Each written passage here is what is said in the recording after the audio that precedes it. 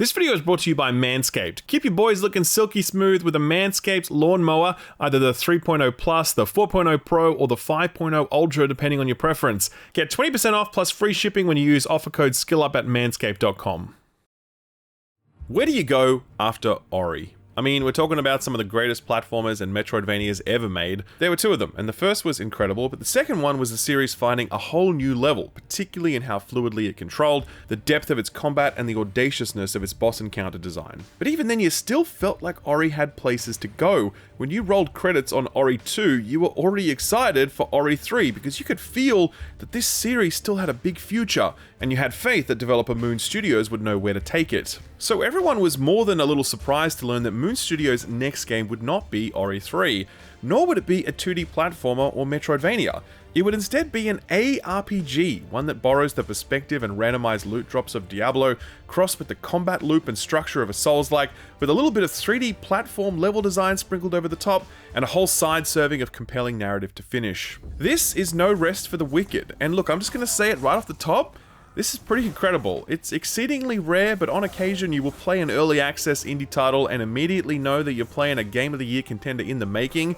This is absolutely one of those times. From the minute you boot this thing up and see the artistry of the visuals, the framing of the cutscenes, and the quality of the voice work, you're like, whoa, okay. But then you get into the broader world and you get to grips with this meaty, satisfying combat. You start shaping your character through gear and stat choices. You start exploring this world which is so unbelievably dense and uniquely laid out. And all of that stuff is equally impressive. But what's really fascinating about No Rest for the Wicked are the very small but ultimately very brave decisions it makes around things like fast travel, or the way you heal, or item durability, and a whole bunch of other things that feel really painful at first. Like you meet them and you're like, this sucks, why did you design it this way? But then you spend some time with that system and it starts to make sense. Taken together, these small interventions add up to create something that feels totally new within this genre. And that's my biggest takeaway from No Rest for the Wicked. It looks really nice and it plays really well, but beneath these more surface level elements is a really interesting and unique video game that's looking to challenge many of the conventions that make up the aRPG or Souls-like genres. So far, everything I've encountered is working, brilliantly in fact. And if I were a betting man, I'd put pretty big money on the odds that No Rest for the Wicked is going to be pretty huge, but more importantly, pretty special. Our new king's faith in the church is well placed. Our king's faith is never in question. Ellsworth is a strong ruler of grace. Sacra will recover. No. Sacra will be reborn. No Rest for the Wicked is definitely not what you think it is. Well, it kind of is, but it's also a bunch of other very surprising stuff, so let's start by clarifying exactly what this is and is not.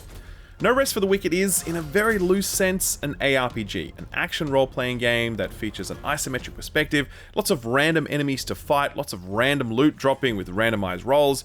Diablo is obviously the go-to comparison point here, but where Diablo's focus is on mowing down dozens of enemies in seconds, No Rest for the Wicked is much more focused on having you lock horns with just one or two foes at a time. Enemies have a lot of HP, very complex movesets, and can absolutely KO you in no time at all if you aren't being careful. This is where we start to get into that Souls-like comparison territory. No Rest for the Wicked certainly has elements inspired by Diablo, but the playing of it feels far closer to a Souls-like, with slower, more methodical combat, movesets dictated by your weapon choices, a big focus on dodging, parrying, and in particular, stamina management. That Souls-like element is also present in a number of the game's core systems. Character building, for example. You do get to create a character from scratch, and they can equip any piece of armor and use any weapon. There are no classes here. You can put points into your character's stat sheet however you please, and your build is going to be determined by the primary stat you jack the most, since weapon damage scaling is linked to those primary stats, and you cannot respec your character, meaning that that primary stat choice is very important. Level design also feels very reminiscent of a Souls-like in that the playable space is surprisingly small, but staggeringly dense, full of so many secrets to uncover and shortcuts to unlock. That's kind of the focus of exploration, really. You push through new territory with clearly staged ambushes and choke points, and having made your way through that, you can now open some gate or door or kick down a ladder, meaning you won't have to do that all over again next time you come back. So all of that aRPG and Souls-like stuff, pretty familiar, but here's where it gets weird. No Rest for the Wicked is a very narratively driven game with absolutely stunning cutscenes, fantastic voice work, and very strong writing. This style of game typically does not see a big focus on story, or if it does, it's more about the lore than the narrative, or the narrative is kind of weak, or the overall presentation of the story takes a distant backseat to the rest of the package. Not so in No Rest for the Wicked. This has all the polish and stylings of a single-player, narrative-led RPG. It's not laying on tons of story, mind you. The focus is very much on gameplay, but when you push through to a new region or defeat a major boss, the cutscenes that roll are a real treat. They're also a perfect complement to the rest of the world building going on, because the world you're exploring is so detailed and dense, and it's just so enriching to this overall experience that the world building and character work is equally dense. But the surprises don't stop there, because No Rest for the Wicked is chock full of some very unexpected gameplay systems. Gathering is one, for example. You'll get a fishing rod, a shovel, a pickaxe, and an axe, and you will use those tools exactly how you expect. Fish can be used to make healing items, but the rest of it is used for crafting. Ore you mine can be converted into ingots to make new items or upgrade existing ones. Wood you collect is typically donated to various building projects going on around the main town, Sacrament. That's one of the really satisfying loops that you'll settle into here, as Sacrament is pretty run down and awkward to navigate when you first arrive, but as you donate materials, you'll build new shops or upgrade existing shops, allowing you to access new services. You'll also build staircases and ramps and elevators, all of which make the process of moving around Sacrament quicker and less painful. You can also build actual furniture for your actual house, because No Rest for the Wicked supports player housing, allowing you to store items and also do some basic crafting at home. And look, running around slowly collecting resources out in the open world is not super fun, but it does make exploration more rewarding, because the game will regularly send you back to zones you previously visited, and keeping an eye out for materials keeps you engaged with the space rather than just running through it towards your new objective. I think what I like most about this gathering stuff is that it infuses elements of the survival genre into a package that was already sporting aRPG and Souls-like elements. There's no hunger or thirst meter here, but there is a need to live off the land, carefully extracting what you can from it to both sustain and progress yourself. I think it perfectly suits the overall composition of this experience, one that is combining elements from multiple genres and using them all in novel and unexpected ways. And in that context, No Rest for the Wicked also has daily and weekly challenges, encouraging you to revisit old areas, refight previous bosses, collect materials, use specific weapon types, etc. These are the sorts of things you'd see in more traditional live service looters, which this kind of is, to be honest, and we'll come back to that point. But yeah, No Rest for the Wicked is clearly trying to appeal to both the single-player, campaign-focused player, as well as the person who might want to stick with this experience over the longer term. So yeah, that's an overview of what No Rest for the Wicked is. Now let's dig a little deeper into some of the core elements that make it so exceptional.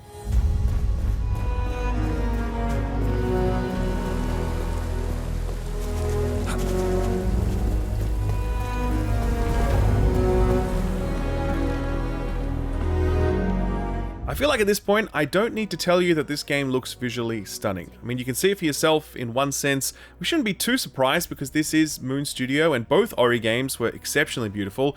The art was just on a whole other level, the animation was top tier, the lighting, especially when leveraging HDR, was industry leading. So we knew that this studio knew how to make a pretty looking video game, but they really managed to outdo themselves here in No Rest for the Wicked. And the footage you're seeing here does not do it justice, by the way. This is not HDR, this is compressed by recording software, and then the editing encoder, and then YouTube's compression. You're seeing a photocopy of a photocopy, when the real thing is just so arresting in every frame. It has this brushstroked, heavily lined motif, similar to Borderlands actually, but with far more subtlety in the colors used and the lighting effects and the shadows, as well as the overall level of environmental detail. Speaking of which, these environments feel so alive with movement. Wind effects, fluttering banners and torn cloth, the dancing flames of torchlights or bonfires, leafy tree branches bouncing under the weight of rain or grass arcing in the breeze. There are no unmoving environments in No Rest for the Wicked. Even a rocky quarry is brought to life by scurrying rats, or weeds poking through the cracks, or a simple streak of wind blowing over a chasm. But the real brilliance of No Rest for the Wicked's playable spaces aren't their beauty, it's their density, in particular their verticality. The aRPG genre is famously flat. You just kind of walk through flat spaces connected by ramps and stairs.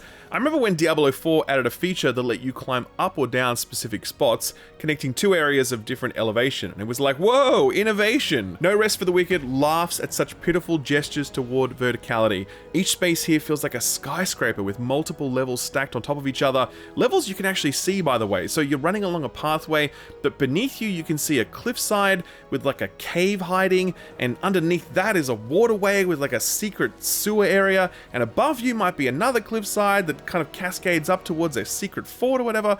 It really does take some time to fully wrap your head around how vertical each of these spaces are, and that's what gives these areas their scale, because the levels themselves seem quite small. In the early access, there are 3 biomes, and you can actually run from one end to the other of each of them in like a minute tops. One of them is like 30 seconds end to end. But the stuff above and below these main pathways is what lets you spend 2, 3, 4 or more hours scouring each of these spaces for their secrets. It's collectible resources, sure, but it's also chests with unique loot, or hidden mini-boss encounters, or random side quests. Like I found one where there was this old man in a cave and he's like, go pick me a flower. And I'm like, okay, whatever. Turns out this flower was some hardcore shit. And so I started seeing new platforms that weren't there before, and suddenly this cave is now a platforming high wire act where I'm carefully navigating these barely visible platforms while I've got enemies chucking shit at me and ambushing me, and if I mess up, I have to go right back to the very start every time. Super stressful, but super cool, all the more for how unexpected this whole thing was. Platforming is actually a pretty core part of the overall experience, not in a Mario 64 sense,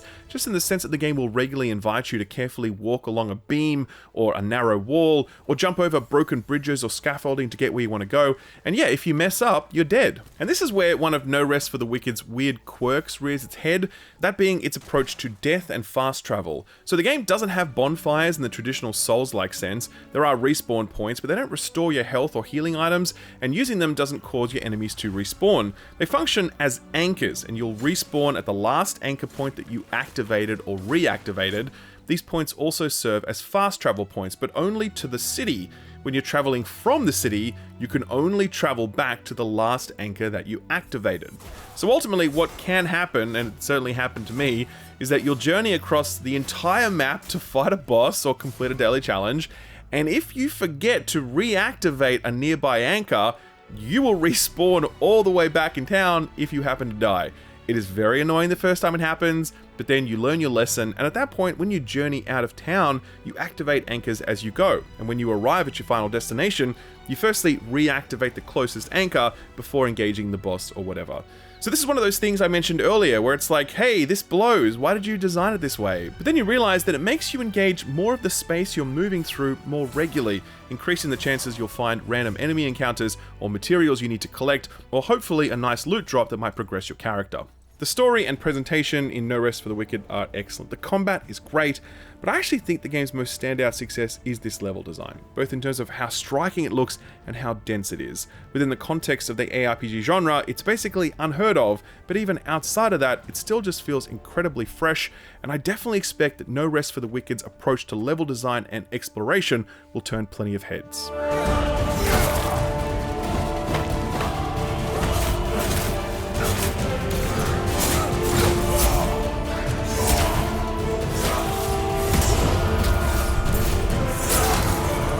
Many people are surprised at how good the combat is in No Rest for the Wicked, because they're like, how did they make combat this good when all they did before that was Ori? And it's like, bro, have you played Ori and the Will and the Wisps? The combat in that game was no joke. Ori had a fairly expansive arsenal of moves and abilities, enemy design was deep and sophisticated, and the boss design was so strong that I still vividly remember numerous encounters to this day. So this team already knew how to make good combat, but I'll admit that even I was surprised at how effortlessly they've made the jump from 2D platformer combat to 3D isometric Souls-like combat. You would not guess that this is Moon Studios' first swing at something like this. Combat in No Rest for the Wicked is weighty, meaty, and deep while remaining accessible. It's largely driven by enemy design, since your own combat moveset is fairly limited, just one button to attack and a basic combo per weapon, the ability to do a gap closer attack, a dodge, a block if you've got a shield, and a parry no matter what you're holding. There are activatable abilities as well, and there's a fairly broad range of them, but they're very much about dumping your resource for damage against an enemy or buffing yourself, and they don't weave themselves seamlessly within your regular attack patterns. So most of combat is about asking who or what you're fighting, and then adapting to that because each enemy you fight has a very sophisticated and very deadly moveset, such that even basic enemies can lay you out if you're careless. There's quick assassins and arbor knights and two-handed bruisers and bomb-throwing tricksters and long-range archers and spell-slinging mages and everything in between. Each of them fulfills a unique role in the combat sandbox. More importantly, they feel very intelligent. Not all of them all the time, but they really will wait you out in doorways because they want to hold their advantage, or they'll cross massive distances unexpectedly, or they'll knock you off cliffs when they see an opening. They're just smart, man, they really are. None of these enemies, even the basic ones, feel like fodder. They feel like genuine threats that you need to take seriously because they are, and you do. Same goes for bosses. There's only a handful of them available in the early access build, but they're each of them fantastic to fight. So unique, such visual distinctiveness, such expansive movesets. They're really tough when you first encounter them, but they've all been smartly designed with specific weaknesses and openings that make them beatable even if you're underleveled or your gear isn't quite up to snuff. That's a really key thing to understand here in No Rest for the Wicked. Combat is primarily about your skill, not your character or item level. Those things will absolutely make combat easier, and it is possible to eventually reach a point where you sort of over-level some enemies and encounters, but the journey toward that point is very much about you getting good rather than getting lucky with item drops. Do watch the repair costs while you're getting good though. One of the less popular decisions that No Rest for the Wicked makes is that when you die, all of your equipped items suffer durability loss, and eventually you need to go back to town to repair your gear, which costs you a little bit of currency. Pretty standard stuff in the aRPG genre, to be honest, but aRPGs don't expect you to die as often as you will be dying in this game. The death count here is much closer to something like you'd see in a Souls-like, and if you hit a new boss that's really tricky, then yeah, that repair bill starts to rack up pretty fast. It's an uncomfortable feeling to know that every boss wipe is costing you more than just your time. Similarly, there's no Estus Flask equivalent in No Rest for the Wicked. If you want to heal, you need to rely on food that you've gathered and cooked, and that means you can't chug down healing items during boss fights knowing they'll replenish when you respawn. Instead, if you use too many of them too fast, you're going to get back out into the wild and get some more. So during boss encounters, you end up holding on to those items, dying more quickly as a result, stacking up repair bills faster and faster as you do so. So it sounds pretty shit, right? Well, yeah, I thought so too at first, but then I realized how much these added stakes were adding to my focus and my desire to play well and learn the fight quickly, rather than just throwing myself at a boss over and over again without any sort of consequence to reckon with. Not everyone is going to have that same response. In fact, I know a lot of people don't. This is easily the game's most controversial and, dare I say, unpopular design choice, but I like it because it's different and it adds a layer of pressure to things that I think is a net benefit, despite how uncomfortable it can feel at first. Another rather bold choice is how the game handles purple items. So there are item rarities, your greys, blues, purples, and golds, but those purples are special because they have some big bonuses, but also some big drawbacks. So I might find an item that gives me a lot more stamina and health, but it reduces my focus resource capacity by 50%, or it makes me lose 10% of my total XP every time I die, etc. Some of them are such massive drawbacks that I don't see why anyone would want to use them. Most of them do offer an acceptable trade-off when set against how much bonus power they grant, and given how much No Rest for the Wicked seems to want to encourage creating new characters, then I think more experienced players on their second or third or 10th character may be willing to compensate for these downsides with their own skill and experience.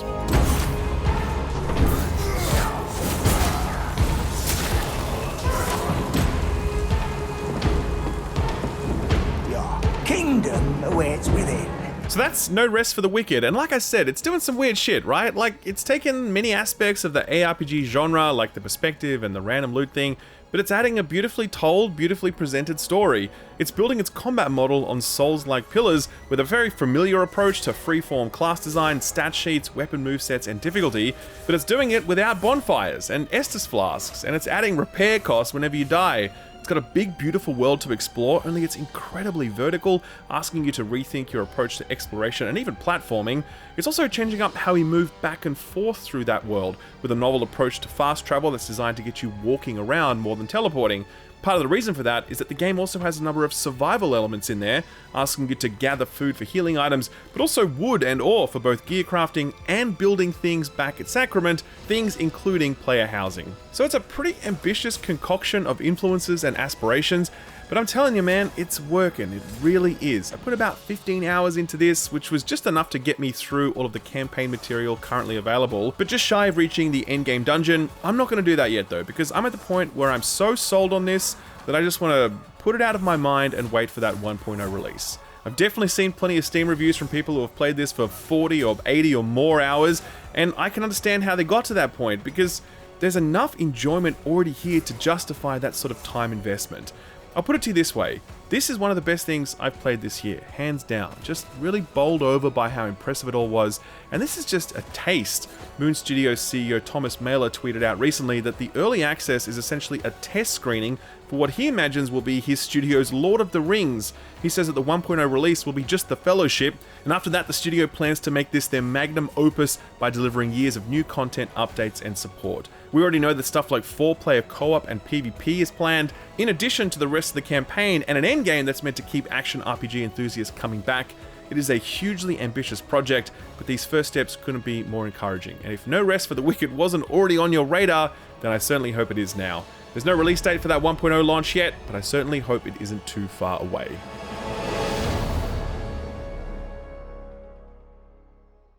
Alright, time for our monthly dose of Manscaped ad copy. They're literally the only sponsor that I read out their stuff verbatim because it's just too good to miss. So here we go, you ready? Call them what you want, knee knockers, golden nuggets, thigh slappers, etc. But our friends at Manscaped refer to them as the boys. Not every man has children, but every man is responsible for their 2 boys below the waist. When your little guys have more hair than they need, trust Manscaped for all your grooming dreams. Boys need love too, so join the 10 million men worldwide who trust Manscaped by going to manscaped.com and use code SKILLUP for 20% off plus free shipping. You heard it here first, the boys are back in town. See, I told you it's always worth reading. It didn't quite make sense to me until I saw the new B-roll for this campaign, and then it all made sense as it's an ad campaign that focuses on 2 small personifications of your nuts following you around, and they are clearly in need of a haircut. Good on you, Manscaped, never change. Manscaped aren't just for shits and giggles though, they also put out a very good product. Actually, multiple products between ball trimmers, electric shavers, beard trimmers, and much more. Their flagship offering though is the Lawnmower Ball Trimmer, which comes in different variants depending on your preference, but they all feature skin-safe technology, an LED spotlight, and unique features for different grooming needs. They're all waterproof, rechargeable, they come in a carry case so you can store them away or take them with you whilst traveling. They're just a fantastic product that I've personally used for literally years, and my boys have always thanked me. To take care of your boys, visit manscaped.com, and if you use offer code SKILLUP at checkout, you'll get 20% off your purchase plus free shipping. That's offer code SKILLUP at manscaped.com. Thanks Manscaped for sponsoring the video, and thank you for watching it.